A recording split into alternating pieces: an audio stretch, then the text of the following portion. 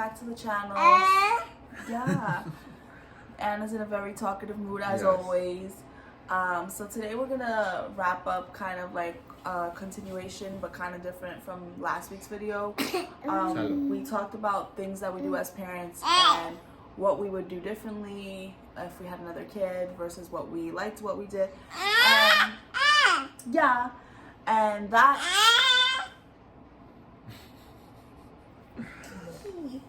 video concept kind of, I don't even know. That video, you don't know how to speak right English, they can't understand you.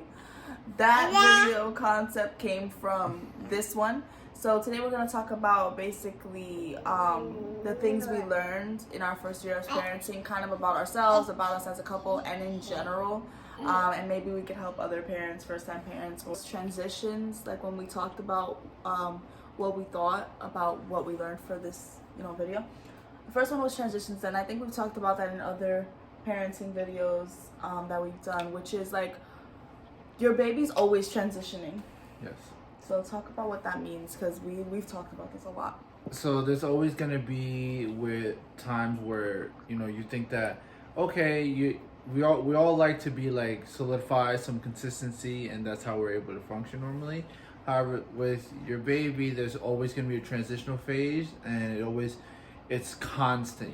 Whether it's changing the amount of feeding, so like the amount of ounces per milk or formula, whichever one you have, right, that you're using, or putting them to bed at a specific time. There's a transition between night training or night sleeping, or the way the amount changing of clothes, the growing, the weather, like so there's always a transitional phase. It's kind of happening. everything. It's kind of like there's like the little transitions, and then there's big ones, but they all kind of come faster than we thought, because basically from like newborn to 3 months, I think is a huge transition, right? You think like a 3-month-old is still like a newborn, but really like that transition from 0 to 3 months, once they hit 3 months, is kind of really different, with like their milestones and just personality and kind of everything.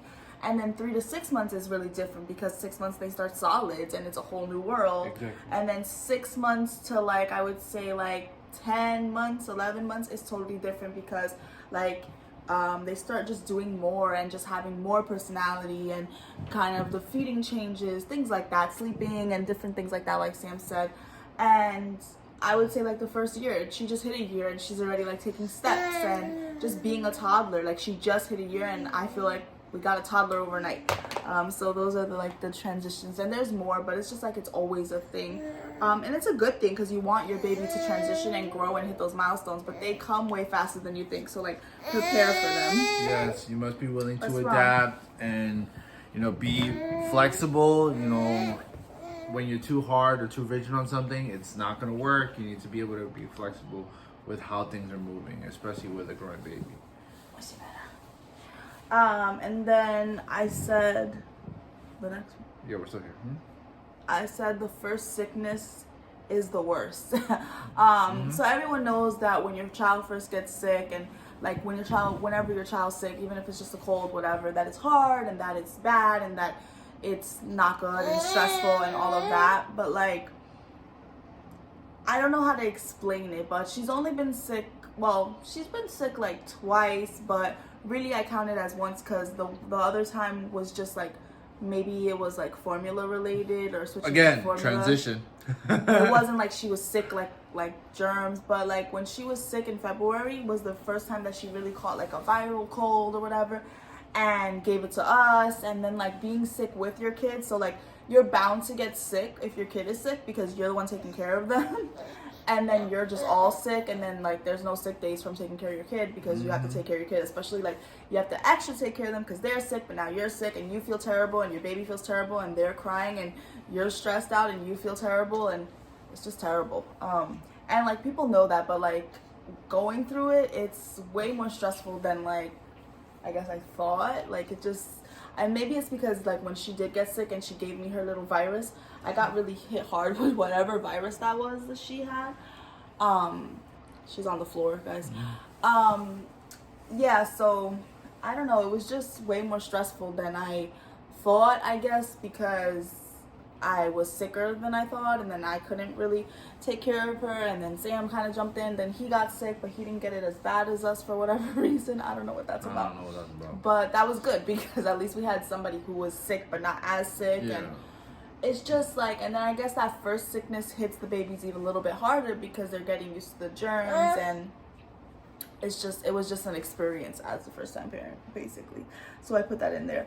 And then I wanted to talk about this kind of separately because you've talked about it as a guy, but I've talked about it as like the woman and the mom. But I think we both think the same way with this, but in different, I think it affects you differently, which is like, we say all the time, like, you'll never think the same after you become a parent. So you can talk about what you mean, and then I'll talk about what I mean. So with me, you'll never really think like so my mentality has always been like, you try to be as understanding and open to pretty much everything. Don't do that. You try to understand where a lot of people are coming from, and you always try to be understanding as best as you can.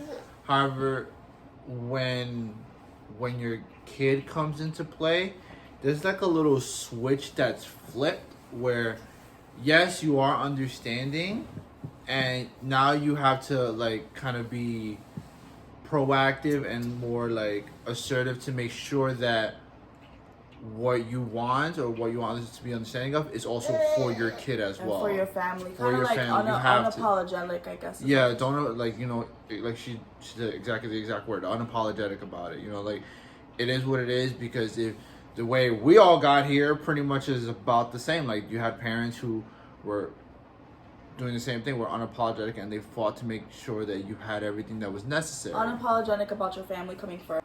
And I think as a mom, for me, it was more like they literally say, and I've researched a little bit the science behind it, but I think not that much, but I know like there's been a lot of talk lately and a lot of articles about like how pregnancy literally changes your brain chemistry and things like that. And for me, I see those changes in like, it's basically like, even if Anna's not around, I'm always thinking about her. It's like, what is she doing? I got it. Even if she's not around, I'm always thinking about her. So even when I have like a break, it's like I'm still thinking and I'm still worrying and I'm still thinking about my kid. Like, I don't want to say there's never a break, because like, that as a parent, you kind of expect that, you signed up for it, all of that. But like, even like, let's say my mom or Sam's mom babysits for us sometimes to do date nights. We'll enjoy our date night and we'll have our time, but I'm always thinking about Anna. It's just different the way you think. And then like, I've always been a motivated person, but I feel like Anna motivates me even more, like, and it's a different level of motivation. And it's like, because it's not about me, it pushes me harder, which like some people have said in the past, like, that you kind of lose motivation as a parent, and I totally disagree. Like, yeah. I think we've gained motivation because now we're fighting for someone else who is our child, and it's like more motivation. So I totally disagree when people say that becoming a parent is going to make you like lose motivation in some way or something like that. Like, I don't know, that could be also a personality trait, and obviously your personality plays into how becoming a parent changes you. But for us, it's both been that we feel more motivated as parents. And just a quick thing, like, this isn't to say that, when there are professions, where you have to do a lot of things for other people's children, and, obviously I'm in one. So as well, the thing is that when you do it for someone else's kid too, yeah, you do fight hard for the other person's kid no matter what. But now when your kid is also in the equation, you just there's more fire in your belly, for lack of a better word, to make sure that it gets done, no matter what. Because at the end of the day, you want to make sure that every kid gets that too. Yeah, and it's also like, for me, the motivation's more like our self goals, like our goals together for this family, and my self goals for myself I'm more motivated. Like, obviously the way I am, like, as a professional, the way I was as a teacher, the way I am now in my job, like, I'm always going to care, and like, I'm always going to care, and I've always loved children, but the motivation that I'm talking about is like our goals and stuff like that too. So it's just different. And then I said, keep an emergency fund specifically for your kid. Yes, there's an emergency fund for like the general stuff, like the house or things like that. But there's very, very like keep one separate for the kid. Yeah, like, and the very, very specific. The reason we say keep one separate for the kid is because it was something that caught us off guard. Like the first couple months she was born, it caused a lot more stress, and then like we thought that we were good with an emergency fund, but the thing is with an emergency fund, you don't want to constantly touch your emergency fund. You want it to be there for an emergency, and maybe that emergency will happen like once a year or 6 months or something like that. You'll have like a random emergency and you'll have that emergency fund, and that's good. Have that emergency fund, but have a separate one for your kid, because those little unexpected expenses and emergencies, they don't happen every 6 months or once a year or once every 2 years or something like that. They happen all the time. Like when we talked about the transitions, with those transitions comes spending money. And one very real world example is we went through that formula shortage issue. That was we had to really dig deep and like try to go. We literally had to go hunting like a lot of other families. Hunting and like and like the ask a lot of prices go favors up for and families. stuff like Yep. that. So yeah, another example of that is like that caught us off guard is like they tell you that your kid grows out of clothes, and Anna did grow out of clothes pretty quick as a newborn, but then like afterwards I think the clothes are built a little bit more to last as they get older, or we started buying things a little bit bigger. It's because we learned. But like what caught us off guard was like I've said before, we live in New York, and so seasons change, and so sometimes it's not only that she's growing, but it's also some of the clothes is like, okay, she still fits in this, but it's too cold for this now, or it's too hot. And it's like, it's not just the clothes that you have to buy because she grew out of it. Sometimes it's a whole seasonal, like you have to change a whole seasonal wardrobe. And if you already have children, maybe some stuff you could like reuse with your other children or things like that. But when it's your first baby, they're brand new, and so is everything. Like you have to buy everything brand new, and so all of those little emergencies or all of those little transitions come with spending money. And so Yes. having a separate emergency fund for the baby when you realize that, oh my god, she's 6 months already and we have to start solids, and starting solids means getting a high chair or getting bowls now or spoons or forks or the toddler cups instead of bottles, or oh, she needs specific clothing items that we didn't think about, or she needs a new coat, or she needs like some other thing that's specific to the season or specific to the age group, or like she's starting to crawl or walk or be more curious, and now we have to childproof the whole house, and that costs money because you gotta buy the things to childproof. All those little things that you don't think about, they come way quicker and they come with money. So like having that emergency fund that is specifically Anna's emergency fund takes the stress out of it, because then when we're like, oh, we need to childproof this part of the house now because Anna's doing this, we don't have to look for it in our budget. We don't have to worry about dipping into our personal emergency fund. It's just Anna has her own emergency fund, and now she has the money and it's already there, and we can just buy it and not be stressed about it. Absolutely. The next one is your child will teach you more than you know. Yes. So people always talk about how your child is like a teacher within you too. Like you teach your child and you raise your child and you motivate your child, but your child will also teach you things about life, about yourself and all that stuff. But like it definitely is more than you even realize. Like, and they are tiny humans. Like they really are tiny humans. They have all the emotions and all the growth and all the beauty and all that stuff in like a tiny little package. Like we are supposed to learn from one another, even as adults. We all can't know everything, so it's important to always work together and make sure you get along with one another, because you will always want to learn something. No one can know everything, like I just said. However, just like Justine said, she's also a teacher too, so that means you're gonna learn something from a lot of things from your kid, whether it's not necessarily for this case, but extended patience, learning to make funny faces and noises and voices, anything to try and help keep things going, making sure that whether it's to stay calm, whether it's to maintain structure, whether it's to maintain just create a new routine or something to that effect. Yeah, and also like be open to learning from your child as much as you're open to teaching them and from them learning from you as well. And then the next one is that your communication will change. So we talked about this in past videos as well, but it's a really big one.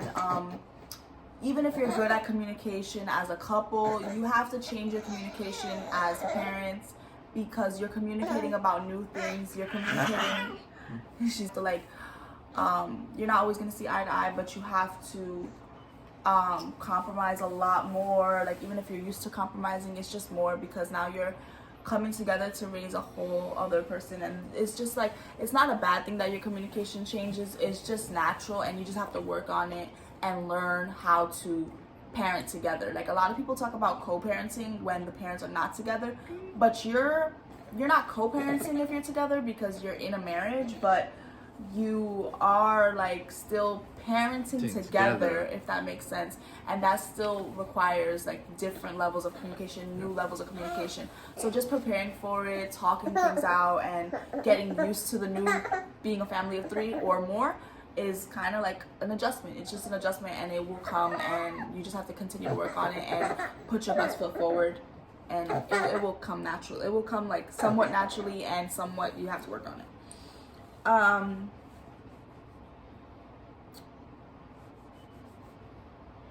The next one is to celebrate all the little things. So like the first year goes so fast, like we just said, and then there are so many little changes and little firsts and little happy moments and little milestones and little just celebrations. And even though it may seem like a lot, you want those memories. So even if it's like the smallest thing, it's never going to happen again in that way, because it's your child's first and their first year and everything. So celebrate the little things, even in little ways. Because all those little victories always count for something. Whether it's 1% of one thing or half, it's still a victory in itself. And it makes for a happy child, a happy family, and it makes you feel good as a parent that you're doing that good job and all those things. So, and then I said all the crazy is temporary. Yeah. So that is even you've noticed, even in this video, we've been playing tag every 5 seconds, passing her back and forth. That's like playing though. Yeah. That's like toddler stuff. But I meant like some of the stuff that people are like, this is never gonna end. Like we talked about even in the Sleepless Nights video, but that's a big one too. Like the whole Sleepless Nights, like we talked to other friends too when they have their newborns, and they're just like, oh my god, I feel like I'm never gonna get adequate sleep again. Like I'm going nuts. It's temporary. Like you'll get through it. The crazy teething nights is temporary. The even like stuff we're going through with her now, like the toddler teething. Yeah. So she's always been teething since like 3 months, but now her molars are coming in, and I think those are more like, bigger. I don't think newborns get molars. So like I noticed the molar teething is a little bit worse. So that's more of a toddler thing. Or her learning to walk, and us having to be more careful, like make sure she don't fall in a way that's really gonna hurt her and things like that. But all of those little things that really stress you in the beginning, specifically like the newborn stage, like the sleepless nights and all the first, and just becoming a new parent and how stressful that could be, it's temporary. You will get through it, and your baby will grow quicker than you know. So kind of, I can't say, like people say enjoy the newborn stage, and you should enjoy the newborn stage, but like when I can't tell you to enjoy your sleepless nights, because like there's nothing really enjoyable about sleep deprivation, but there is something enjoyable about that newborn baby that you get to hold. So maybe in the moments where you're not sleep deprived as much, try to enjoy it. But the sleep deprivation, definitely just support each other and try to find support in places, and try your best to do self-care even in those stages. And yeah, if you haven't watched our video on it to see our full tips, watch that video as well. The next one specifically for me that I wanted to talk about, which is you will get mom guilt no matter what. So like I hear a lot of moms who don't work from home or who aren't at home with their kids talking about mom guilt as a way to like, oh, I have to go back to work, and that's a mom guilt, and I'm sure it is, but like I feel like you will get mom guilt no matter what. You will feel guilty about taking a day for yourself, or you'll feel guilty about something you didn't do with the kid, or something you did do, or something that happened. It's just, I think it's a natural part, because we are the mother and we just worry, and I think it's just a natural part. I think it's something that I'm still working on. I think it's something that all moms have to work on, and I think it's just a part of motherhood, unfortunately. Like it's not good because it's not good for your like self-care to be always feeling guilty. But like I said, it's something I'm still working on and something I think all moms always have to work on. And but I also think it's normal because everyone I talk to kind of has mom guilt about something. So I don't know if dads get guilt. I don't hear dads talking about dad guilt. So I mean, guilt. maybe you wouldn't use that word. I wouldn't even. It could be. I mean, I know that I have like. I guess I would say that I do have some kind of like connected feeling in that way. Like when I first had to leave, when I had to go back to work, you know, after parental leave, that was very difficult for me, and I struggled with that a lot because, you know, like I was already used. I was already used to what? She wants it. Oh, I was already used to, you know, her schedule of make sure I take care of her at night, check in on her during the day, you know, and having this closeness, this bonding feeling that we always did. So I was already used to that, and when I had to leave her for the first time, it was really difficult. Like I struggled with that a lot internally.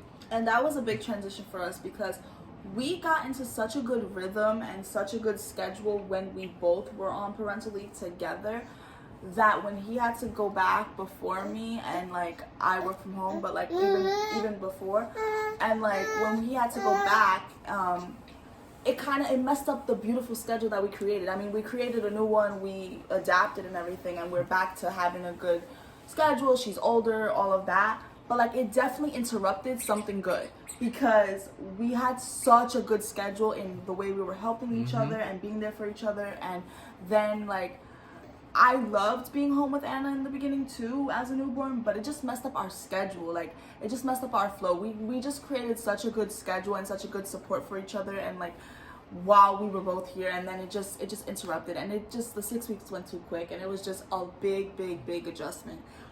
It was just even now, you know, like some, you know, internal feelings that I sometimes may or may not have is like when I think she's tired. Yeah, when you know, just seeing this with her all day, and then like I can't, you know, step in to help as much because I'm obviously at work. So you know, it's those kind of like feelings I wish I could, you know, take.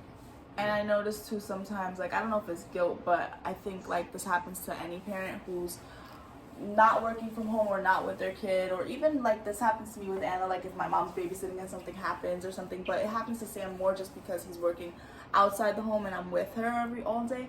But like sometimes he misses certain first or certain things, and and I get like sad, like, you know, her first words, or like you didn't miss her first words.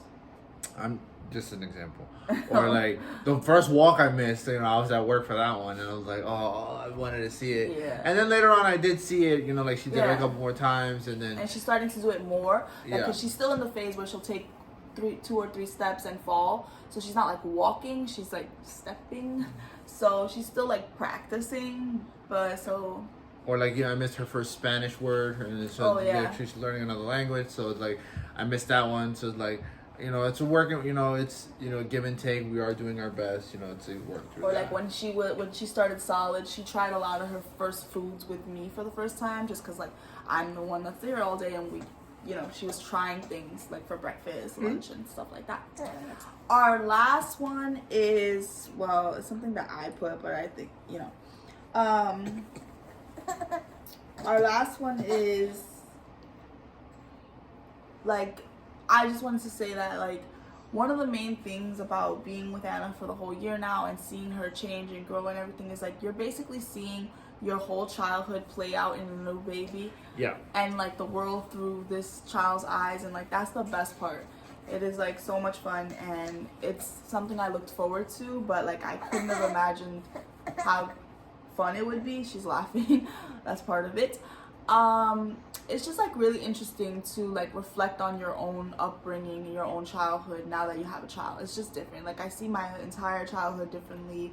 I see memories differently, and everything kind of differently. And like even when we make memories with her, like I reflect back on like maybe similar memories, and I know how it's going to like affect her. I know how good it's gonna feel. That's why I always do things with her. We always do things with her. Even like people are like, oh, well, wait till she's older. I don't really believe in that. We always do stuff with her, and we're gonna do stuff with her at every age. So I don't worry about, oh, when she's older, we'll make other memories, we'll make new memories, or we'll repeat the memories. It's really not a big deal. For me, she's a happy baby, and she's a happy baby because of those things, so it's worth it. So that's it, guys. We just wanted to sit down and share those things with you guys today, and we'll see you next week.